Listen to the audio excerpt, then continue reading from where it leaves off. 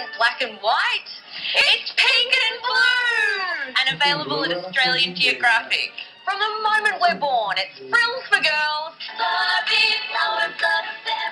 and force for boys. It's called market segmentation. The theory goes that dividing consumers up into smaller groups is good for business. And what easier way to divide humanity than by the junk between our legs? Kirsten, don't confuse sex with gender. And what easier way to divide humanity than by the totally valid personal self-identification as male or female? It's actually a gender spectrum. And all things in between. But we actually don't want to get into all that. We just want to know who's really paying for gendered marketing. Is it me? It's me, isn't it? You know, it hasn't always been this way. In fact, it used to be the other way round. Pink, being a more decided and stronger colour, is more suitable for the boy. While blue, which is more delicate and dainty, is prettier for the gal. By the early 1970s, the split between boys' toys and girls' toys seemed to be eroding. Today, that's all changed. Mickey trying to trick the girls into buying the pink stuff instead of stuff that boys want to buy, right?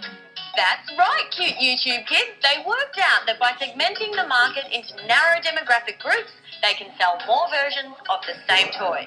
That's why Lego ads used to look like this. Build hotels, animals, people, boats, skyscrapers, and more. But now look like this. New Lego friends. I just finished decorating my house. Time to chill with a girl. At the beauty shop, Emma is styled and ready to go. That move tripled the number of girls using Lego and scored the company a 25% increase in global revenue. But market segmentation isn't just for kids. By making two versions of otherwise identical products, Celebrity Slim can sell many more slim shapes. And Hairdresser's Formula can sell more hair pills. And Gillette can sell more razors. And Cotties can try to sell more cordial and fail. And it's not just about trying to sell more, it's about trying to charge more too. Take this Body Glide anti-chafe balm. Triathlon lube, it's a thing. And it's great for feet, thighs and upper bodies. But Zoe, we're ladies. We don't have upper bodies. We have feet, thighs and bras, which is why we need Body Glide for her. Wait, aren't our bras on our upper body? No, Zoe. That's why our version costs nearly 60% more per gram than the original. Because according to Body Glide, we ladies need a petite size product for carry-along convenience. Because there's no way a woman could carry a normal Body Glide?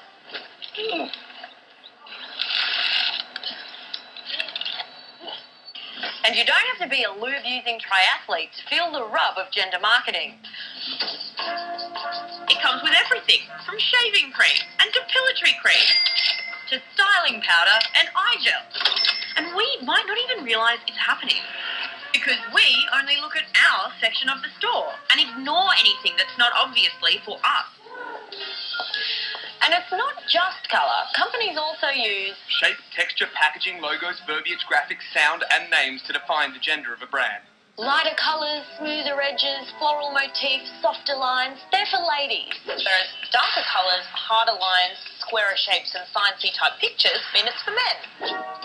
That's why this pastel pack of tenor incontinence pads for women features a pretty little flower made of wee drops, whereas the men's packet has a grid and arrows on it and very specific measurements.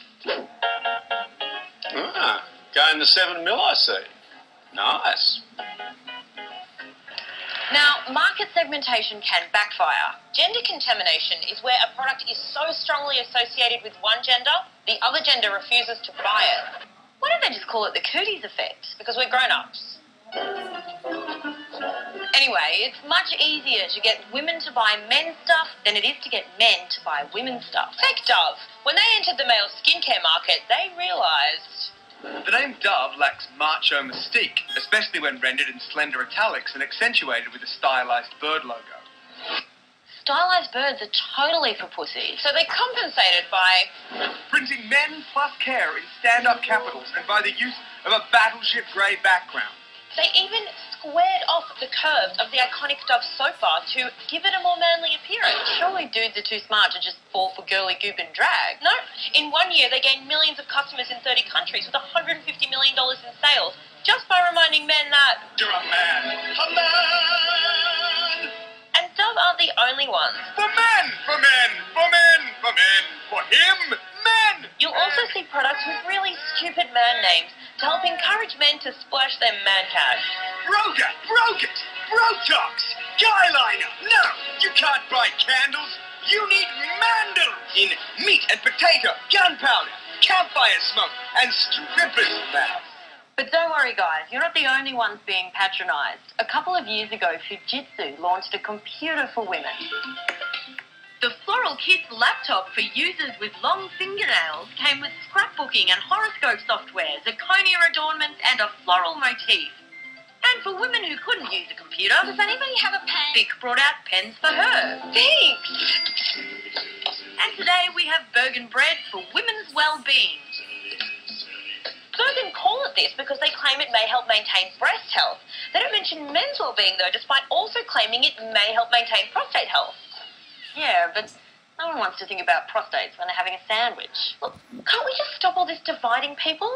Unilever found a way to bring the genders together and shaft them both. To unileverage us. Their French brand Signal White Now toothpaste started out for the whole family. But then they launched a glittery gold version for women and followed up with a mannish version for men because, they said, It will contribute to driving the market up. and it did, although slightly more for women. So that's all kind of depressing. But it's hard to be sad in this playpen. Don't worry if you don't live in a playpen, though. There are some other things you can do. Ask yourself, am I buying this just because it says it's for my gender? It might be worth checking out the other half of the range. If you are willing to put up with grey packaging and straight lines, And don't need your shampoo bottle to reassure you that A man. A man! you could save a fortune.